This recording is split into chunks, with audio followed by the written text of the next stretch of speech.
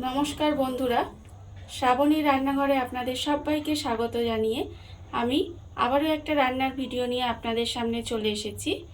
আজকের আমি আপনাদের করে দেখাবো মাশরুম পোলাও।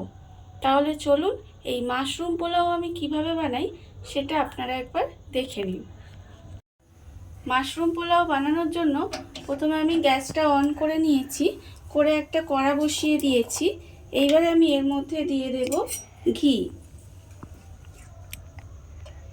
এখানে আমার প্রায় বড় চামচের 2 চামচ পরিমাণে ঘি আমি এর মধ্যে দিয়ে দিলাম। দিয়ে এবার ঘিটাকে আমি একটু গরম হতে দেব। ঘিটা আমার গরম হয়ে গেছে, আর আমি এখানে মাশরুম 4 টুকরো করে কেটে রেখেছি। কেটে একটু গরম জলে ভাপিয়ে রেখে দিয়েছি। সেই মাশরুমটা আমি ঘিয়ের মধ্যে দিয়ে দেব।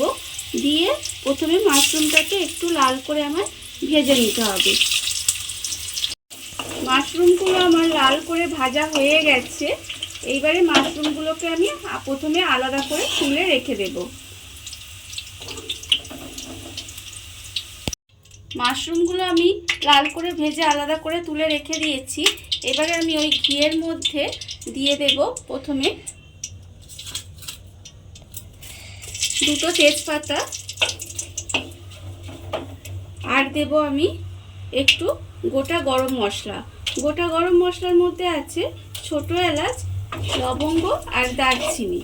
এবারে এই মশলাগুলো আমি একটু নাড়াচাড়া করে ভেজে নেব। মশলাগুলো আমার ভাজা হয়ে গেছে। এইবারে আমি এর মধ্যে দেব বাসমতি রাইস। এখানে আমি বাসমতি রাইসটা জলের মধ্যে আধ ঘন্টা ধুয়ে ভিজিয়ে রেখে দিয়েছিলাম। তারপরে কিন্তু আমি জলটা ঝরিয়ে রেখে দিয়েছি। সেই চালটা আমি এই ঘিয়ের মধ্যে দিয়ে দিলাম।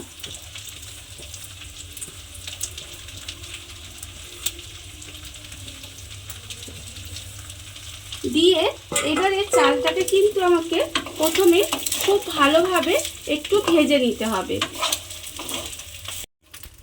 চালটা আমার ঘিয়ে ভালোভাবে ভাজা হয়ে গেছে। এইবারে আমি এর মধ্যে দিয়ে দেব আদা বাটা। এখানে আমার প্রায় 1 চামচ পরিমাণে আদা বেটে রেখেছি। সেই আদা বাটাটা আমি এর মধ্যে দিয়ে দিলাম। আর আমি এর মধ্যে দেব জিরে গুঁড়ো। এখানে আমি প্রায় 1/2 চামচ মতো জিরে গুঁড়ো দিলাম। আর আমি দেব গোলমরিচ গুঁড়ো। গোলমরিচ গুঁড়ো আমি এখানে 1/2 চামচ মতো দিলাম। আর আমি দেব 1/4 চামচ মতো লঙ্কার গুঁড়ো। আর আমি এর মধ্যে দেব 1/4 চামচ মতো গরম মশলার গুঁড়ো। আর দেব এর মধ্যে নুন। নুনটা আমি এখানে আন্দাজ মতো দেব।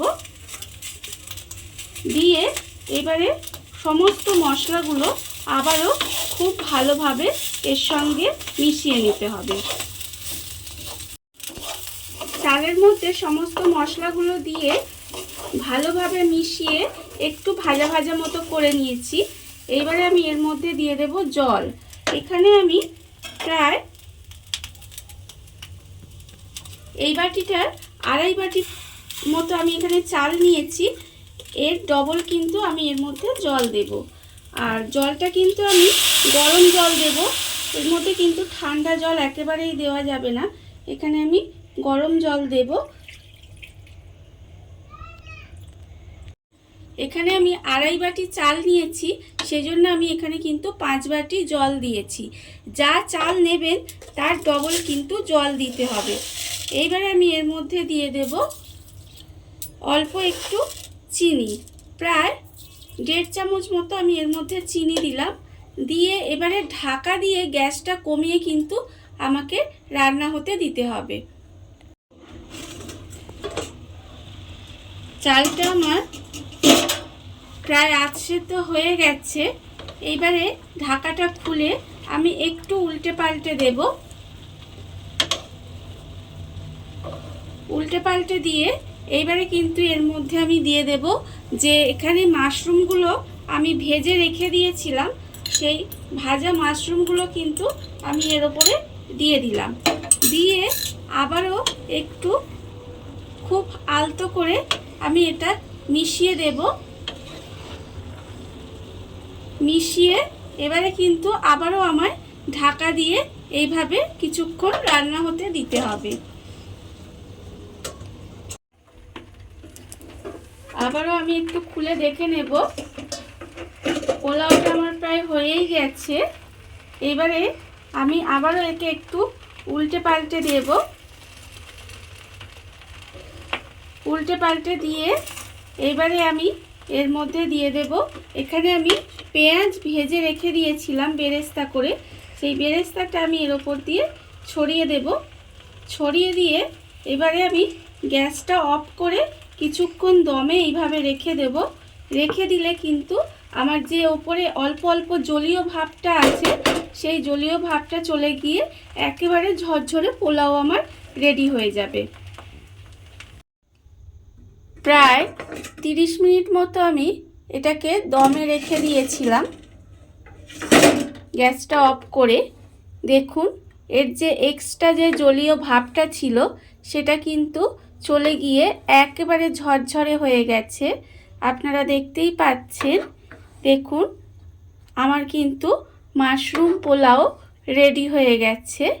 এইবারে আমি এটাকে সুন্দর করে সাজিয়ে নিয়ে আপনাদের সামনে চলে আসছি।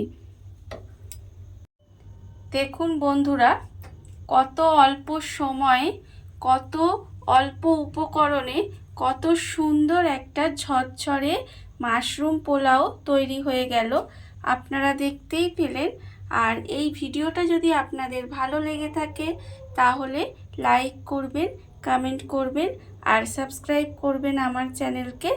আজ এই পর্যন্ত, নমস্কার।